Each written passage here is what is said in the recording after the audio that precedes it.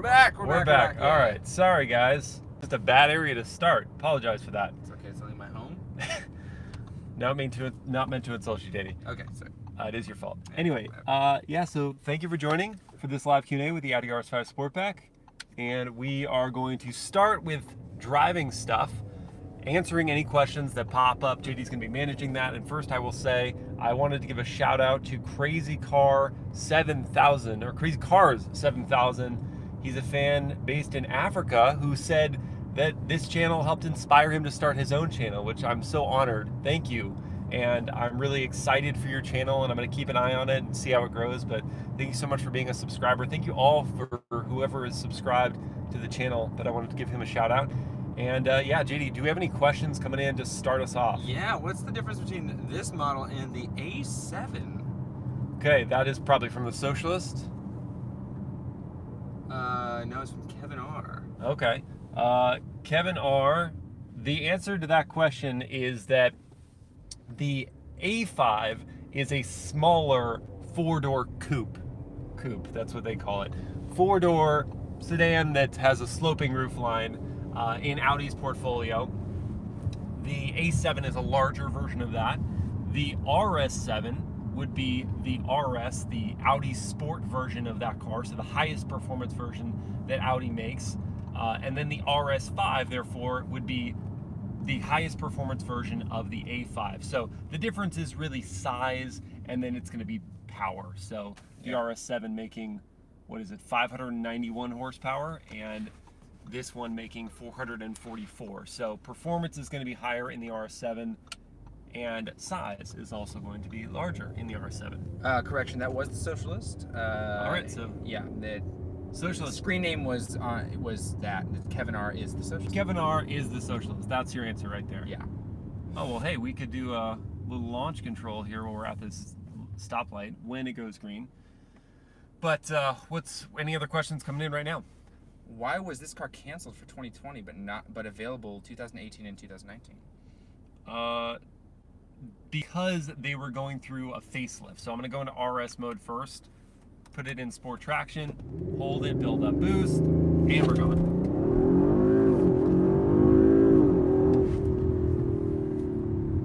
And then we're going to responsibly bring it back down to speed. Not sure why the cyclists are in the middle of the road. It's Irvine. They actually own it. Ah, okay. I'm a cyclist myself. I get it. I'm not sure what to do in this situation. Anyway, so that was a quick launch control in the RS5 Sportback. Very fun. Are they having a race? No, it's a Saturday morning ride. Okay. Very common here in Irvine. I see. Yeah, they're going into the canyon. Ah, okay. Is there ventilated seats in this car? There are not in this particular vehicle. You can add on ventilated seats as an option. What did we think of the soundtrack for the RS5 Sportback as we were launching there? What did we think? Roundabouts also confound people here in the US, by the way. If you are from outside the US tuning in and you're wondering what's happening, it's that it's a roundabout and people don't understand what to do. Very nice was one of the responses.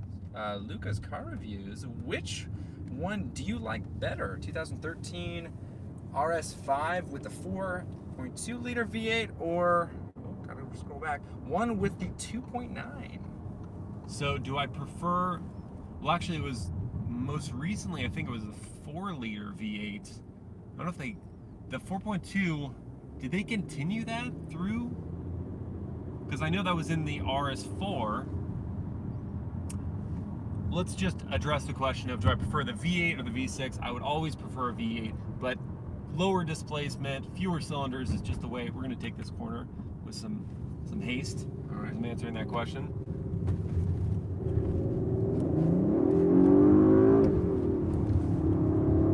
And the quattro all-wheel drive system is so good. It sticks incredibly well. And gets to be rapid. Very, very rapid. And as a passenger, I will say, that Did it feel good? it felt good. The seat is comfortable enough. The side bolsters kept me in place. Like I actually, like I know that sounds like No, silly, it's- but as a passenger in a yeah. vehicle that's taking a corner fast, Yeah. and also you're giving it some serious juice, Yeah. I felt comfortable. Yeah. It wasn't throwing me around. Okay, good. I appreciate that feedback. That is very helpful. The answer to the question is I would always prefer a V8, but the way the industry is going, we have to get used to this. We're going to have to get used to hybridized and then fully electric vehicles as just the standard. So I'll take the 6-cylinder, and they did a good job with the exhaust note. It is not, it's not all natural. They do pipe in a little through the speakers, but it's a good note. I enjoy it. And the what they've done, putting the turbos in the V of the V6, make it such that it's just the responsiveness of the turbos. There's not a lot of time to spool up, so they're quick. They're very quick. A lot of comments saying they enjoy this. Do you prefer the M4 competition over this? Oh man, as a driver's vehicle, I get more out of. Well, okay, so first of all, the M4 competition isn't really, because it's a two-door, neither the M3 nor the M4 are a perfect competitor to the RS5 Sportback. The RS5 Coupe would be a direct competitor to the M4. The RS5 Sportback, I would argue, is more a competitor to the M3 competition because it has 4 doors, even though the M3 is more traditional sedan-y, whereas this, they're going for that coupe design language. So I'm going to say that I prefer the M3 competition for its rear drive. At least right now it's rear drive. They're bringing an X-Drive all-wheel drive version for its rear drive dynamics and the tuning of the steering system in the M3 competition. However, this is a wonderful driving car. As a driver's car, it's not giving me quite as much as the M3 competition did. Tuxedo Black Cat's here and wants to know, is it easy to drive? It is very easy to drive Tuxedo Black Cat. So here I am just in comfort mode, and it's just cruising. The ride quality is excellent, and the input on the throttle, it dulls the responsiveness that you get in perhaps RS mode or in dynamic mode. So it's not going to like abruptly tip in, and the brakes aren't overly sensitive. The gear changes are really smooth. It's very easy to drive. Thanks for tuning in, Tuxedo Black Cat. Would you take this over the new 4-cylinder hybrid? We're gonna do another launch because we have to. Yep. Okay. Build up boost. Whoa. Sure. Whoa. That's aggressive. Yeah. And I liked it. I felt good about it. I liked it a lot. Would I take this over what was the alternative? Anything 4-cylinder, yes, I would take this twin turbo V6 over that. Yeah. Is the answer to that question.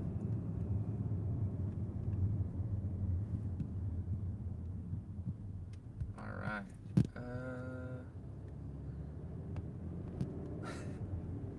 Let's hear the horn and see how mean it is. Oh boy, well I don't want to scare those bikers, Yeah. but let's hear how mean the horn is. I'm not near anyone, so no one's gonna get startled.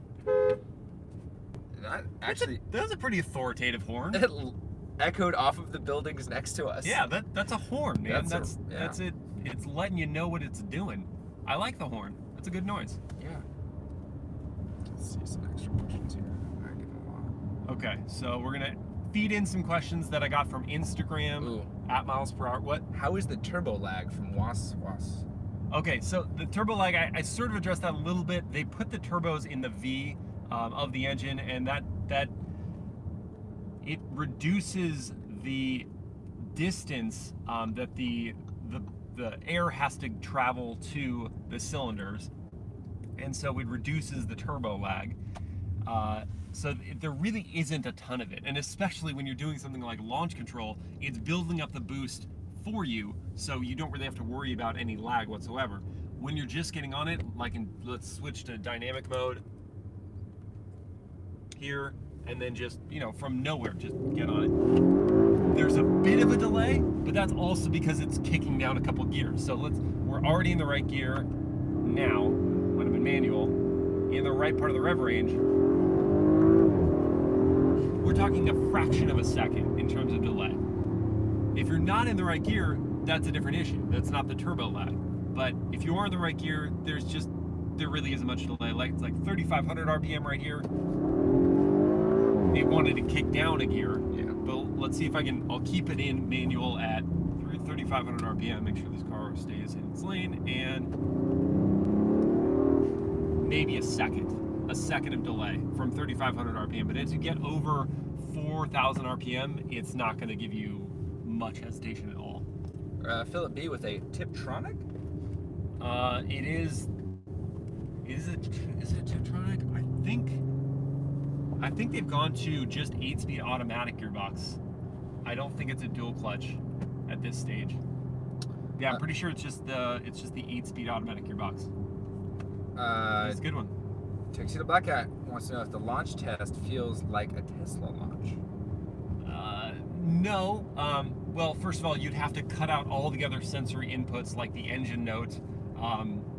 And no, because electric torque is instant. You know, this we're building up the boost, and so we're cutting out any delay or lag, but it's still a gas engine, has to do more work to get the power to the tires, whereas electric vehicles are instant. So it's not going to feel exactly like that.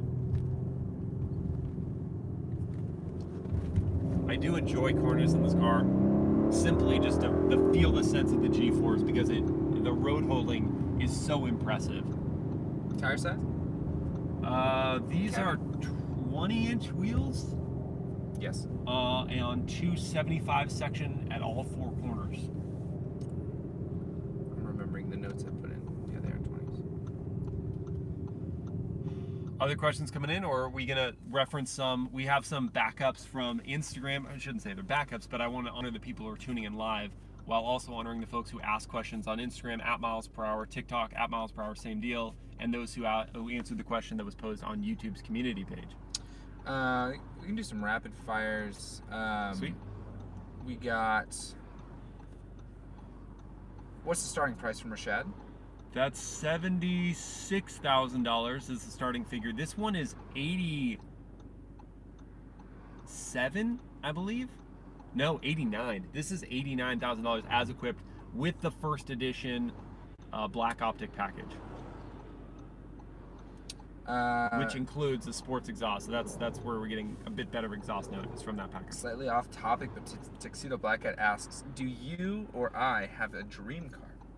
Oh man. Well, we know what JD's dream car is. Okay. What is it? JD's dream car. JD is sort of the foible to this relationship, right? Like, I am the performance enthusiast. Yep. JD is the luxury enthusiast. Oh yeah. So when I get a car that I'm excited about, and it happens to be a luxury vehicle, JD goes the next level. Yep. So like that's his dream. His dream vehicle is a Rolls-Royce Phantom. Yes, absolutely true. He loves the Rolls-Royce Phantom for its cosseting of its passengers, how much it just assuages any concerns of anything else in life. You're just dealing with comfort, pure comfort. That is JD's favorite car, his dream car. My dream car is the total antithesis of that. McLaren 720S? No, I mean that's like one of the best cars I've driven, the 765 LT. But in terms of a dream car, my dream car is the 2005 Ford GT.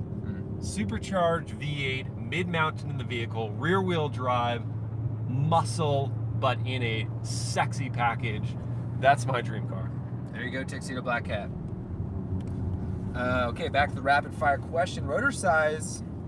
The rotor size. Oh man, I do not know off the top of my head the size of the rotors.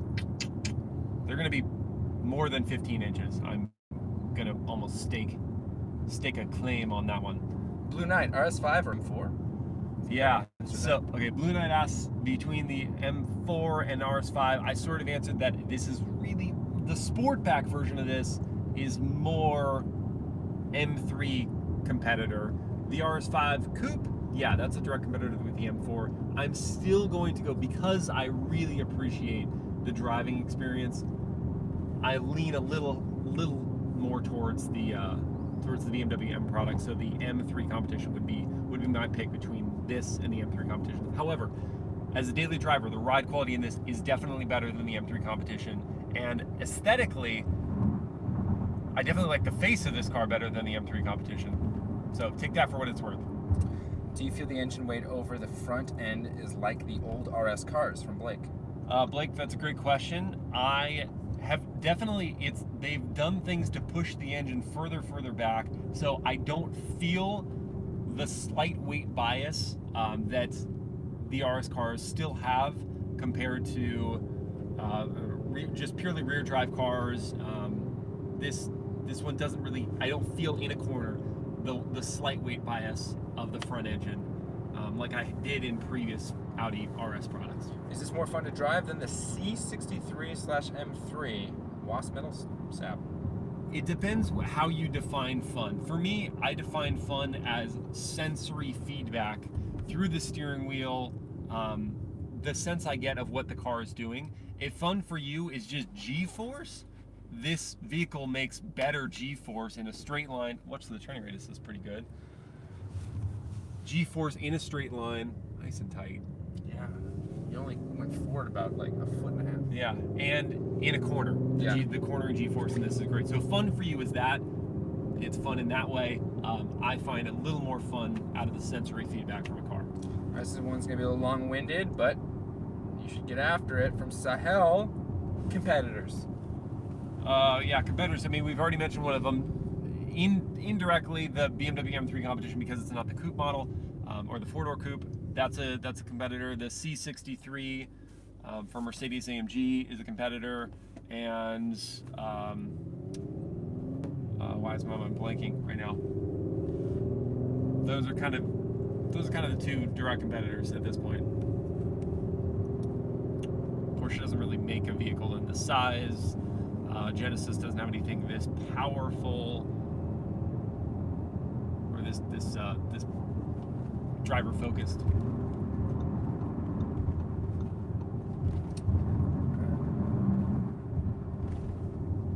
So you're all tuned in. We're gonna go find a spot to park, and I will answer some of the other questions that were like, I think someone was asking about the lighting and all that kind of stuff. So The fake vents. yeah, fake vents.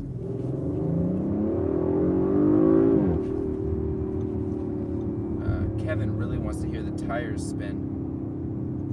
Very difficult to do in an all-wheel drive vehicle like this one. As we saw on that point, full acceleration coming out of a corner, and you're not gonna get any tire spin. This is not a burnout car. This is an all-wheel drive vehicle, so that's gonna be hard to do, Kevin. Nay, I say impossible. Is the RS Sport exhaust a big difference? Yeah. Another part of that sensory pleasure out of a vehicle is the auditory part, and that's why electric vehicles still have a little way to go to really tap into the enthusiast base there. Although Porsche, with their electric sound that they're making in the Taycan, is pretty darn cool. So yes, the sport exhaust doesn't make a difference. If you like good noises, it makes a difference. All right, we'll find a spot in this parking lot here to answer some. Actually, we can go probably over there. No, we'll go here. Any other questions coming in, or do we want to do more Instagram questions? We've actually gotten most of them. A few people asking for launch control. Showed that, so they can, watch the replay. Yeah, watch the replay of that one, guys. If you missed the launch control. Yeah, you answered it. Starting price we got. Starting price. Difference between this and the A7, which we talked about right out the gates. Yep. So we're ready to show off the lighting, the light dance, all the fake vents. Also get some out of car. Before you shut this off, I'm gonna go next to the vehicle and give everyone a little taste of that exhaust. Oh, okay, that's a great idea. Okay. And I will remain in dynamic mode for that, because it's the thing. All right, everybody, show them what it's got.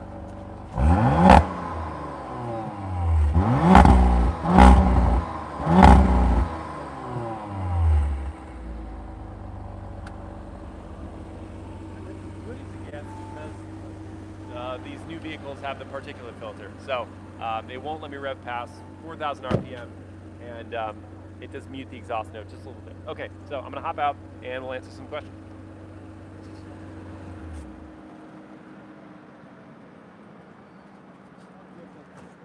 That exhaust note was so low. Yeah, was it underwhelming?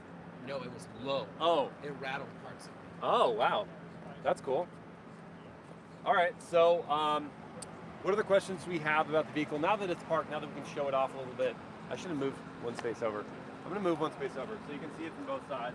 Get the back. Also, because it's annoying to get in and out of this bush.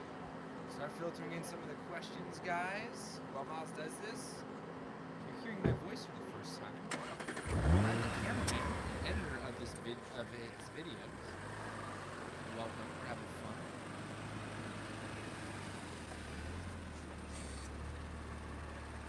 I'd love to answer some questions for you. Ooh, yeah, let's get the lights. So here's the light. Right? Yeah, the light dance. Let's see it. I don't know if it's hard. It's also going to be hard to show in the daytime, but I will do my best. So, when you unlock it, it does that, and then the sequence of lights builds into that. Were you able to see that? Yeah. It's pretty cool, right? Yeah. And then I'll show you from the back. Top speed, as we walk back there. Top speed is 155 for this one. The Ascari edition is 174. Okay, so the lock. JD is fully in the bush right now. I just want you guys to know. Yeah. Maybe it was too quick. Gotta wait. I may need to walk away. Look, I'm in the bush now. Didn't want to do it. But it also builds. I'm gonna get closer so we can see it even better. It's supposed to build, but it may not be happy because I recently did it, or because the car. I have to turn on the car. Turn it off again real quick. Ed Star with a $50 super chat. I see those crazy Audi wheels. Same size front and rear? Question mark. Yes, Ed, thank you so much for your contribution. You're always the best. These wheels, so I think I said they were 20s. I think they might be 21s. Nope, they are 20s. And yes, 275 section, I believe at all four corners. Yes, 275 section tires from, they're not the typical tires. Usually you see like Pirellis or Michelin Pilot Sport 4S's. These are Hankook tires. Ventus S1 Evo is the type of tires. Great grip from these. Really impressive. But yes, 275 section. So there's a squared stance for these tires. And in a corner. For those of you asking for the trunk. Oh, trunk, okay. I can do that from here. And it's actually a hatch. This is one of the benefits of a coupe design. You get a hatch. It is JD's impressed. It's a good sized trunk. Yeah, check it out. Yep. Just look and see how big it is. Yeah. Does this come out? Yeah, it does come out. And then what I love about this is you can fold down the seats from here. Oh, JD's gonna, all right. Like, yeah, if you want more of these antics, you should definitely go to JD's channel. This is Julian Melnick, where he talks about video games. If you guys like video games, you should definitely watch. JD doesn't do this stuff in and out of trunks all that often, but he does do stuff with video games. Can it do launch control? Yes, it can, and DHA. And if you missed it, I did launch control twice at the beginning of this video, so check that out. What I wanted to show you here, though, is I like that you can fold down the seats, which I can't do right now. My hands are full. But from the trunk, instead of having to go to the side, you can. Someone could physically fold down the seat. You can, and you're having the hardest time. Yeah. But you can do that from here, which is neat. That's my big bottle in the back of that seat, which is why that's not folding. Fails the big bottle test, this vehicle. I'm very upset about that. And if you want to see more of that, you're going to want to watch my TikTok. That's at MilesPerHr, where I do the big bottle test in full. Yeah, it's upsetting because I like this vehicle for many reasons, but if it fails the big bottle test, why do they even make it? Yeah, that's the question I have. But I like that you can fold down the seats from the trunk. 6 feet long in there? Well, we're going to find out. That's right. That's what I We're going wanted. to find out. Yeah, this is what you wanted. This is what happens when you get two best friends making videos on YouTube. Came here to see you guys. Ow. All right, fully extend. Can you? Fully extended. At an angle. Ooh, you can close the trunk. Let me do that from here. It's the best. This is the best, guys. Oh, you have to hit the button. All It's right. not letting me do it. Don't cry for me, Argentina. Oh yeah, that's good. That's good. That's real nice. No problems. Yeah. Sit just perfectly at an angle. You could sleep in the back. As a 6-foot adult, you could sleep in the back of the RS5 Sportback. Are the seats 60/40? Yes, 60-40. 60-40 split. Yeah.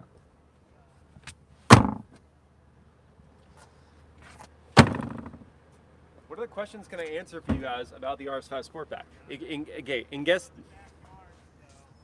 JD, can you hit the reset button? Can you hit the reset button on me, please? Thank you. Okay, in case you missed it, early in the video we did a launch control, so you should definitely watch that. Yeah. And we talked about how it handles, we talked about the engine a little bit. It's a 2.9 liter twin turbo V6, makes 444 horsepower, 443 pound-feet of torque. It's connected to an 8-speed automatic gearbox. It is not the Tiptronic gearbox. I'm dying. This is how this happens, guys. Just watching it happen. Wow. That's how it's supposed to go. No. Okay, and I want to show you the engine bay right now. Can we do one more light dance up front? I'm gonna do a really close up of one light so someone can experience the whole thing. Yeah, definitely. I'm gonna get a good vantage point for everybody. Okay. Check this out. And you know what it is? I really do. I forgot. I need to restart the car and turn it off, and then you can do the light dance because the car knows it's smarter. It knows.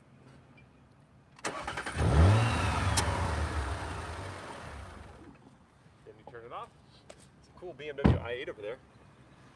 Okay, so lock, unlock. It's pretty cool. That's so cool. Okay, now do it from the back because I'm gonna have to turn the car on and off again, and then you're gonna see it from the back. And start with the RS5 is the perfect emergency shelter. That's right, Ed Star. I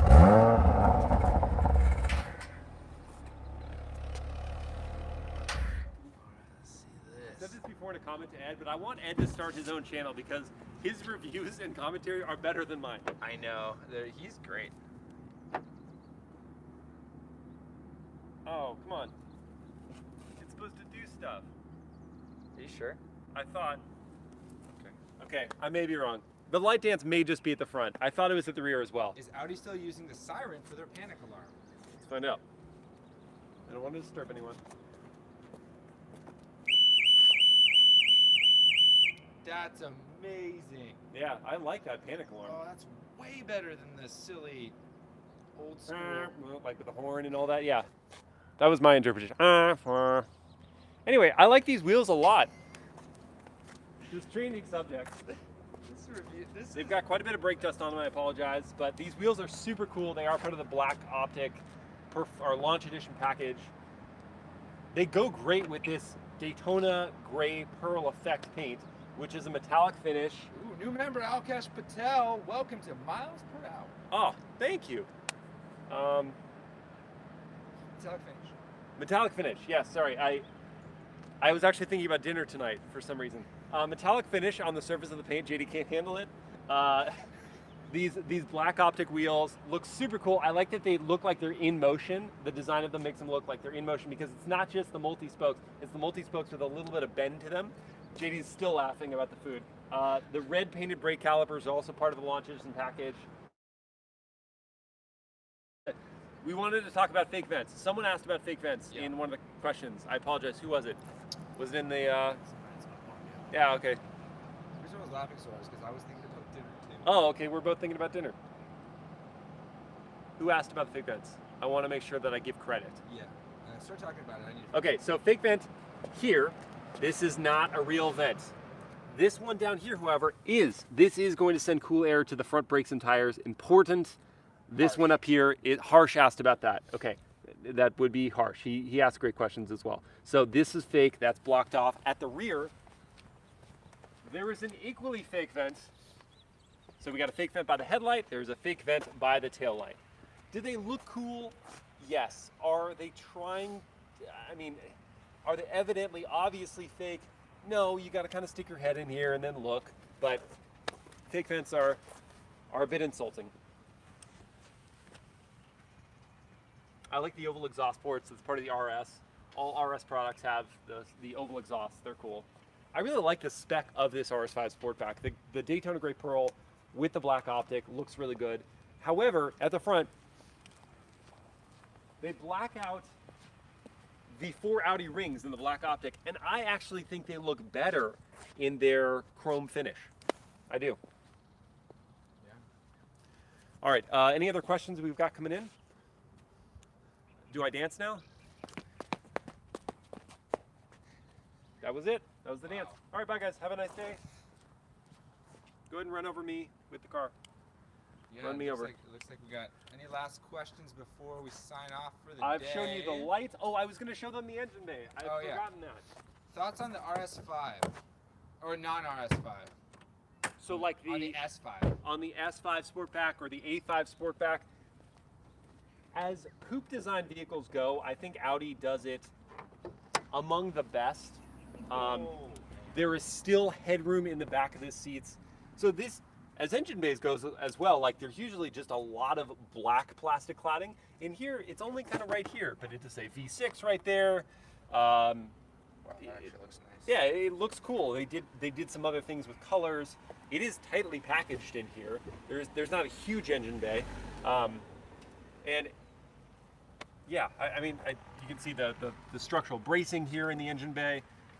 It is tightly packaged. I would not want to be the one having tasked with working on something near the side or bottom of the engine. You're gonna have to take a lot of things off to do that. But it's a cool looking engine bay. Nice. I'm comparing this in my mind to the, like, remember the V12 in that BMW M760i where it was just boring. Like so boring. Literally just was like they took this plastic and they put it over everything. On everything. Yeah. So that was this as a contrast to that is quite pleasant. I appreciate how compact it is actually. Yeah. It looks busy but mean. Yeah. Well, by making it compact, they make the cabin as big as possible. That was another thing I wanted to show you. I'll recap the specs one more time. 2.9 liter twin turbo V6, 444 horsepower, 443 pound-feet of torque, connected to an 8-speed automatic gearbox, quattro all-wheel drive system, 0 to 60 in 3.5 seconds as Audi. I did the same test and I also got 3.5, so that's not a bogus claim at all. Independent tests, like Car and Driver, I've seen even quicker, 3.3 seconds to 60, which is impressive. I want to show you the back seats because what I like about what Audi does with their coupe design sedans and SUVs is that they look aesthetically pleasing. Like the profile of this car is really nice. Step back and just take a look at the side. The profile of this car is really, really nice. But what they did is not sacrifice too much of the legroom and headroom in the back seats. So I can, well, I've got the big bottle on this side, so we'll open this up and let you look. Yeah, the big bottle does. It's a big bottle, guys. What do you want to say? So if I hop in the back seats, I mean, we're not talking about S-Class levels of rear seat legroom here, but I do have some knee room. The foot pockets are large enough that I can slide my feet under, and my head is not, well, if I cinch forward a little bit like I would normally do, my head is right there at the roof line, but I have a long torso, so typically my head is on the roof on these coupe design sedans and SUVs, and it's not here. So I feel like I would be just fine in the back of this car as a 6-foot adult. So if you have business meetings and you've got clients who need to sit in the back seat, or your coworkers, these are going to be just fine for full-size adults. Mrs. B's classroom with a big bottle test. Yeah, so that's my wife. It passes in the seat backs, but nowhere else does it pass. So I can show you in the front seats. Let's do that. Someone wants to see the gauge cluster. Okay, we do that. Which is Audi's virtual cockpit. Are these soft closed doors? They are not. They're not soft closed doors. I'm walking home. You know how I feel about soft closed doors? That's the deal breaker. JD loves soft closed doors. There's software for it, but it's the latest iteration on a new 10-inch screen, and it's pretty darn good. The only thing I dislike about it, it looks a little tacked onto the dashboard, the screen. They just like put it on there. But in terms of using it, it's so fast, and it's a really beautiful graphics, sharp. Everything's easy to find, easy to use. You got wireless Apple CarPlay in here, which I love. That's all good stuff. The gauge cluster is Audi's virtual cockpit, so you can reconfigure it. Does it have a heads-up display? It does have a head-up display as well. So you can maybe see it vaguely up there. So yeah, this is the gauge cluster and up. There we go. Sorry about that. It's harder for JD at this point. I'm gonna let's move this steering wheel back a little bit. So you can go through different views. You can have a map take over the whole screen. You can make the gauges bigger. You can go to just your telemetry information and then work through. I've been averaging 15.4 miles per gallon, which is not amazing when the combined rating is supposed to be 21. I've been driving it fairly aggressively, including a canyon drive. Look forward to that, guys, coming up to the channel. Can I show the runway style and different RS gauges? So when you, yes, if you hit RS mode here on the steering wheel, hard to show, tilt down a little bit, there. RS mode here, it's gonna change up the gauge cluster. We're hearing the sports exhaust come on. Now we've got a G meter on the left, which you can change up for tire pressure, and that's it.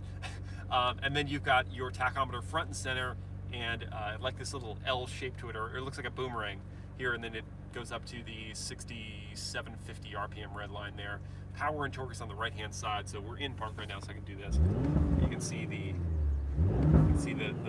RPMs come up, but also you can see the power and torque actively on the right-hand side. It's a cool gauge cluster. The car rumbles. The car really rumbles. A little too. It feels great. It looks awesome. Love the latest version of Audi's virtual cockpit. I've liked all the versions, but this one is just so much better. This stuff looks really nice, and if you guys want a deeper dive, yeah, there will be a walk around with all of the different buttons, bells, and whistles that Miles will be showing everybody. Yep. I have to stop you because you'll go through the whole thing. I will. He has to stop me. Yeah. Check out the walk around. Check out the POV drives that got coming, the test drive, the night drive, and the canyon drive that are coming for this vehicle. And how can they find out what the schedule is for all of your videos? Oh, what a great push. Great push, Shitty. Do you want me to say it, or are you going to say it? No, I'm going to say it. Okay. Yeah, guys, become a Patreon member, and just at the co-driver level, $5 a month, then I will give you a 7-day preview of the videos that I have coming up on the channel. So you're going to know what's coming up, and you can decide, I don't care about that vehicle, or I'm really excited, I can't wait for that vehicle, and it's just nice to know. So that's definitely a reason to become a patron. Ed is a patron, really appreciate it. I was your first one. JD was the first patron. And then we have YouTube memberships, same kind of deal, but as a creator, I get more of a kickback on the Patreon stuff, so I push that one first. But if you prefer YouTube memberships, if it's easier for you, I'm good with that as well. Yeah. All right, we're gonna finish with a big bottle test. I'm gonna show you why it's not gonna be a pass for us. Let's try it out. Cup holder. The bottle is too big, does not fit in there. This little weird space definitely doesn't fit there. The center console, you got your wireless smartphone charging, but if you don't want to charge your smartphone, it can fit there. However, the armrest doesn't come all the way down. So you're gonna be sitting like this, which is just not a very comfortable position. Your shoulders arced up. So I'm not counting that one. Door test. Take out my MilesPerHr. And it doesn't fit anywhere in here. You're not even trying that. I am. I'm trying. I'm wedging. You're what? I'm wedging. Okay. You could do this. Yeah, that seems safe. But that's not. You get a knee blast. Yeah, that's not going to work. So Yeah. it doesn't pass Yeah. the big bottle test, guys, and it is unfortunate because I do like this vehicle. Guys, thank you so much for tuning in for this live Q&A and putting up with all of our antics and all the times that I word flub, which is often. And with that, we're going to end this live Q&A. Thank you everyone for tuning in. Thank you folks for asking questions on Instagram and YouTube's community page and TikTok, all of those at MilesPerHr. And we'll see you next time. Look for the videos of the RS5 Sportback soon.